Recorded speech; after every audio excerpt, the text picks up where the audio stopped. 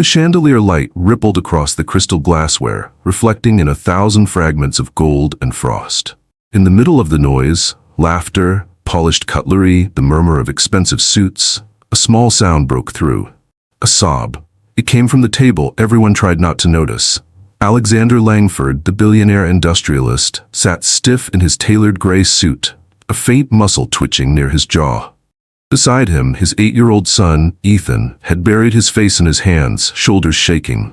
The maitre d' froze halfway through greeting a new guest. The pianist faltered for half a note. Then the room returned to polite pretense, all eyes secretly watching. Alexander reached for the linen napkin, pressing it to his lips as though the gesture might hide his embarrassment. "Ethan," he murmured, voice low, rehearsed, distant. "Not now." But the boy's sobs came harder.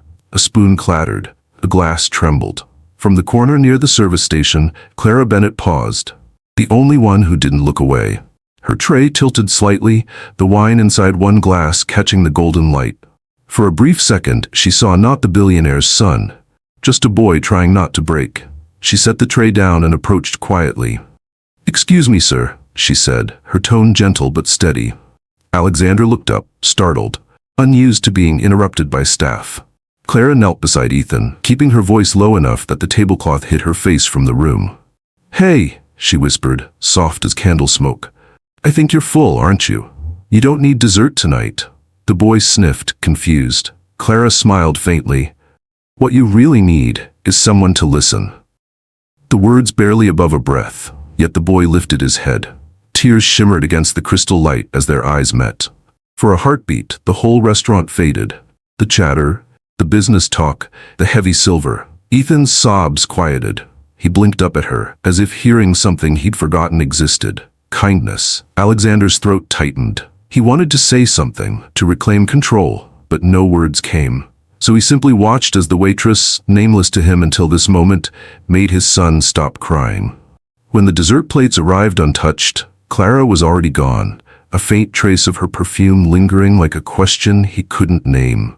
On the tablecloth, beside the boy's water glass, Alexander's reflection looked back at him, cold, immaculate, and suddenly uncertain. The service corridor hummed with the soft throb of compressors and the distant clink of porcelain. Clara stood just beyond the dining room's velvet curtain, one hand on the edge as if steadying herself against a tide. When she returned to the table, she came without a tray, without a script. She crouched beside Ethan again, careful to keep the linen a small shelter between them and the watching room. "Can I try a game?" she whispered. "A quick one. I'd play it with a little someone I love." Ethan's lashes were still wet. He nodded. Clara glanced over her shoulder, then back. "Okay. I'll look at anyone here, just one person, and you tell me their story in one line. Not the truth underneath." Ethan's brows gathered, curious despite himself. Clara tilted her chin toward a man at the bar, his tie loosened half an inch, a wedding band polished to mirror. Ethan sniffed, considered, and whispered. "He pretends he's not waiting, but he is." 4. A message that says, "Come home." He's afraid it won't come. Clara's mouth curved. "Your turn to pick." Ethan pointed toward the pianist, fingers moving through a waltz that didn't fit the room's pulse. Clara leaned in. "She practices the same 3 bars every night," Ethan murmured, voice small and precise. "Because they were someone's favorite," Clara said. "Someone who isn't here anymore." A soft sound broke from Ethan, half breath, half laugh, like a window opening. He wiped his cheeks with the heel of his hand, shy as if caught stealing light. Across the table, Alexander sat motionless, napkin folded sharp as a contract. He was staring at his son, as if the shape of the boy had changed, and he was frightened to move, in case it vanished. "Last one," Clara whispered, pointing gently at Alexander without looking fully at him. Ethan followed her gaze, then shook his head. "Too hard," he said. Clara didn't insist. She rose instead, smoothing the cloth where her knee had pressed. "Thank you for letting me borrow you," she said softly to Ethan. "No dessert tonight. Something better." "What?" Clara tapped his chest once, light as a blessing. "Air." She slipped away before Alexander could find a way to thank her, or to tell her not to come back. When the bill arrived, it came with a white envelope. Inside, a single heavy card. On one side, a private number, no company logo, no title. On the other, 5 handwritten words. "If you want to change your life, Call. Alexander placed the envelope near the edge of the cloth, close to Clara's side of the world. He did not look at Ethan when he did it. He didn't trust his voice. The chandelier light steadied. The room remembered how to breathe. A small damp napkin lay on the bread plate, forgotten, like a storm that had passed. Morning broke flat and pewter over the city. Clara's apartment was 2 rooms and a strip of window that made more promise at night than it kept by day. A jar of coins sat on the counter. A school permission slip curled at the corner of the table. She held the card as if it might smudge. 3 times she put the phone down. The 4th she dialed. The line clicked without music. Langford, a voice said, not a gatekeeper's, his. Clara swallowed. Sir, it's Clara, from Edelweiss. A pause. Not surprised, prepared. Thank you for calling. I shouldn't be doing this on a work line. You're not, he said. This number is only mine. Silence pressed in. Clara looked at the permission slip again, the unfixed cabinet hinge, the jar of coins. He spoke first. I don't need more staff, Alexander said. I have staff. I understand. I need someone who understands my son. Her hand tightened around the card, paper bending almost imperceptibly. I don't have credentials for that, she said. Just practice. With the little someone you love. He wasn't guessing. He'd heard what she hadn't meant him to hear. Clara let herself breathe. Yes. I can offer you time, Alexander said, and space to try. If it doesn't help him, you walk away and nothing changes. And if it does, then everything does. He gave an address that sounded like a lie. Water, glass, and a long drive that belonged to people who never looked at the meter. 3 o'clock? He asked. Clara looked at the clock above the stove, then at the calendar with its red-circled babysitting swaps. 3 o'clock, she said. When the call ended, the room felt too quiet. Clara set the card down next to the permission slip and wrote a single note in the margin. We try. Outside, a gull broke the morning with a ragged cry. Inside, Clara fixed the cabinet hinge with a butter knife, breathed once more, and started making a list she would never show anyone. The iron gates opened as if they knew her name. Clara's car climbed a drive that curved through maples already flickering with the idea of autumn. The house appeared slow, angles of glass and stone poised above the lake, the surface silver as a held breath. A housekeeper met her at the door and took her coat with a formality that created distance, then tried to close it with a smile. Mr. Langford is in the garden room. Clara followed hallways that smelled faintly of lemon oil and old money, past paintings that watched without blinking. She paused when she saw the piano, closed, glossy, immaculate. No fingerprints on the lid. Somewhere a metronome ticked, then stopped, as if someone remembered. Alexander was already standing when she entered, hands in his pockets like a man who has nothing to do with them. He was not in a suit. That surprised her more than the view. Thank you for coming, he said. No speech, no preface. Where is Ethan? Clara asked. A door opened softly behind her. Ethan stood there in a sweatshirt a size too big, hair still damp from the attempt at a brave morning. Clara smiled first, as if she had run the whole way and only now slowed. Hi, she said, like a secret. Hi, Ethan answered, like an answer he hadn't expected to have. Alexander's gaze moved between them, careful not to touch, like carrying something hot. Clara crouched to Ethan's height. I brought the game, she said, but it only works if you want it. Ethan considered, then nodded once. Good, Clara said. She looked up at Alexander. It also works better without an audience. A beat. The father's jaw tightened, not from offense, but from a man unused to being told where to stand. I'll be in the next room, he said, and he was. Clara and Ethan crossed to the window where the lake made its small, constant sound against stone. She took 2 napkins from a tray and slid them across the table. Today, we write the stories we can't say out loud, she told him. Only 1 line each. Ethan folded his napkin twice and wrote, pencil faint against linen, I am loud on the inside. Clara nodded, then wrote on hers, I hear you. On the other side of the doorway, unseen, Alexander closed his eyes, and for a moment let the room breathe without him. The lake answered the window with a soft, perpetual hush, like someone promising sleep to a child who was trying very hard to be brave. The rain had come in quietly, a thin silver veil brushing the lake's surface. Inside, the house smelled of vanilla and heat. For the first time in months, the kitchen was alive. Flour dusted the counters like snow in sunlight. Ethan stood on a stool beside Mira, Clara's daughter. their laughter echoing through the high ceilings where laughter did not belong. Clara moved between them, sleeves rolled, hair tied back, her hands white with dough. "More flour," Mira giggled. "Careful," Clara warned, but she was smiling. Ethan, grinning, lifted the scoop too fast. A white cloud exploded over the counter, coating Mira, Clara, and himself. The boy froze, then burst out laughing, a sound clear and unguarded, almost shocking in its purity. From the doorway, Alexander stopped. He'd meant to pass through, to check on something unimportant. But the sight held him still. Ethan's cheeks flushed with life, Clara's shoulders shaking with laughter, the two children gleaming under warm light. For a moment, the house he'd built for silence felt too small for the noise it now held. Clara noticed him first. Their eyes met. Not a glance between employer and staff, but a shared understanding. Don't break this spell. Ethan looked up and saw his father. His laughter faltered, uncertain, waiting for reprimand. But Alexander didn't scold. He crossed the room slowly, stopping beside the counter. The phone in his hand was still on from a call he'd been pretending to take.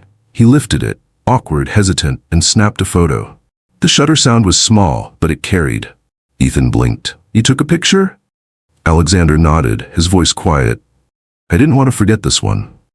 Something fragile passed between them. No one spoke. The only sound was the rain tapping softly on the glass, like someone knocking politely at happiness. Clara turned back to the oven, blinking away flour and something wetter in her eyes. She slid the tray in, whispered almost to herself, "Now we wait." Alexander stood for a moment longer, then said, almost unsure, "I'll make the cocoa." It was nothing, just a line. But to Ethan, it was a bridge. The boy smiled, small, hopeful, and wiped his cheek with the back of his hand, leaving a streak of white across his skin. Morning light filtered through linen curtains, soft and forgiving. Ethan sat cross-legged on the rug, a tangle of thin copper wires beside him. Clara watched from across the room, folding laundry, the rhythm domestic and quiet. He worked carefully, bending the wire with small, determined fingers. When he finished, he held out a bracelet, uneven, imperfect, and looked up shyly. "For you," he said. Clara blinked. "For me?" He nodded. "So you don't leave." Her hands hesitated mid-air. "Ethan, it's okay," he said quickly, as if afraid to ruin it. "It's just to help you remember." She knelt, took the bracelet, and fastened it around her wrist. The copper caught the morning light, warm against her skin. "I can't promise I'll never leave," she said softly. "But I can promise I'll never forget you." Ethan smiled, small, brave. From the hallway, Alexander's shadow crossed the light. He'd heard the exchange, and something in his chest twisted. He stood still, unseen, until Clara's voice floated through the room again. "You're special, you know that?" Ethan shrugged. "Mom said that once before." "Before what?"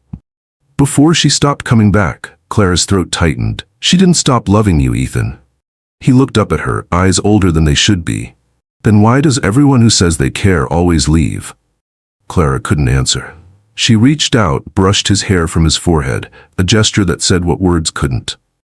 In the hallway, Alexander turned away, each step heavier than the one before. It was near midnight when Alexander's voice carried through the study door. Ethan had woken for water and paused, hearing his father's tone, low, controlled, the kind he used when something mattered. "Money can't buy affection," Alexander said. "But I have to make sure she stays at least 3 months. Ethan's improving." The boy froze. "She stays. Money." His breath quickened. The glass trembled in his hand. Through the half-open door, he saw his father leaning against the desk, phone pressed to his ear. Every word landed like a bruise. "If she leaves now, we'll lose progress. Just extend the payment, quietly." Ethan stepped back, heart hammering. The floorboard creaked. Alexander turned, but the boy was gone. He ran to his room, the bracelet cold against his wrist. The walls seemed smaller, the silence heavier. In the morning, Clara knocked. "Breakfast." No answer. When she opened the door, the bed was unmade, toys untouched. Ethan sat by the window, staring out at the gray water. He didn't look at her, didn't speak. "Ethan?" she whispered. He shook his head, turned away. On the windowsill lay a folded paper. Clara reached for it. Inside, in careful handwriting, "I know she's not real. I'm sorry I believed." Her chest tightened. Behind her, Alexander appeared, confused at the silence. Clara turned, the note trembling in her fingers. "Did you pay me to stay?" The question hung between them like smoke. Alexander's face changed, not with anger but with recognition. He took the note, read it once, then again slower. When he looked up, his eyes were wet. "I did," he said quietly, "but not for what he thinks." Clara swallowed. "Then for what?" "For forgiveness," he whispered, "for a life I keep breaking and trying to buy back." The silence after that was the kind that hurts to breathe in. The storm broke without warning. Rain lashed against the glass, wind bending the trees like old prayers. Ethan was gone. By the time they found the note, the house by the lake, Clara was already in her car, headlights slicing through sheets of rain. Alexander followed, the road vanishing and reappearing in flashes of white. They reached the boathouse. Small, forgotten, a ghost of music once played there. Through the open door they saw him. Ethan, drenched, clutching a broken photograph of his mother. "Ethan," Clara called, voice tearing through the storm. The boy turned, eyes red, terrified. "Did you pay her?" he shouted. "Did you buy her like you buy everything else?" Alexander didn't move closer. The rain did that for him. "Yes," he said, his voice cracked. "But money only brought her here. Love, you kept her." Ethan's breath hitched. "You lied." "I did," Alexander said. "Because I was afraid you'd stop needing me if someone else gave you what I couldn't." The boy looked down, the photograph shaking in his hands. "Mom didn't leave because she wanted to," Alexander continued. "She left because I didn't know how to hold on." Something in Ethan broke open then, a sob swallowed by thunder. Clara moved forward, pulled him close.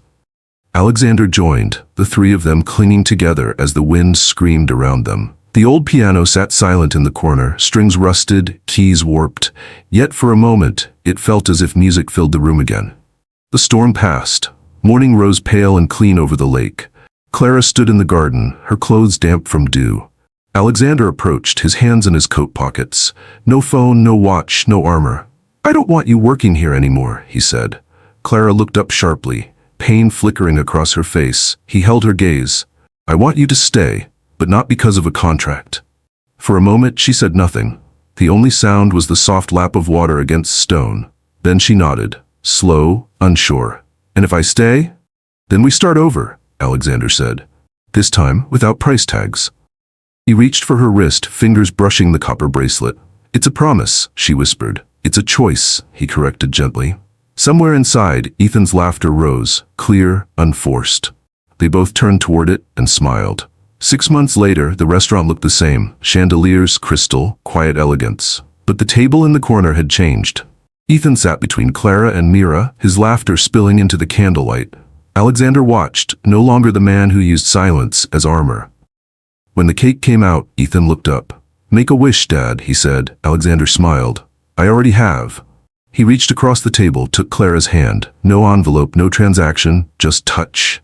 "Once I paid for your presents," he murmured. "You gave me a family instead." She squeezed his hand. "Some things can't be bought, they can only be shared." The candles flickered. Their reflections shimmered in the crystal glasses. Not tears this time, but light. And for the first time, Alexander Langford didn't look away. Thank you for watching until the very end. If this story touched your heart, don't forget to like, share, and subscribe to our channel. Every day, we bring you more heartfelt stories, tales of love, loss, and the quiet miracles that change lives. See you in the next story.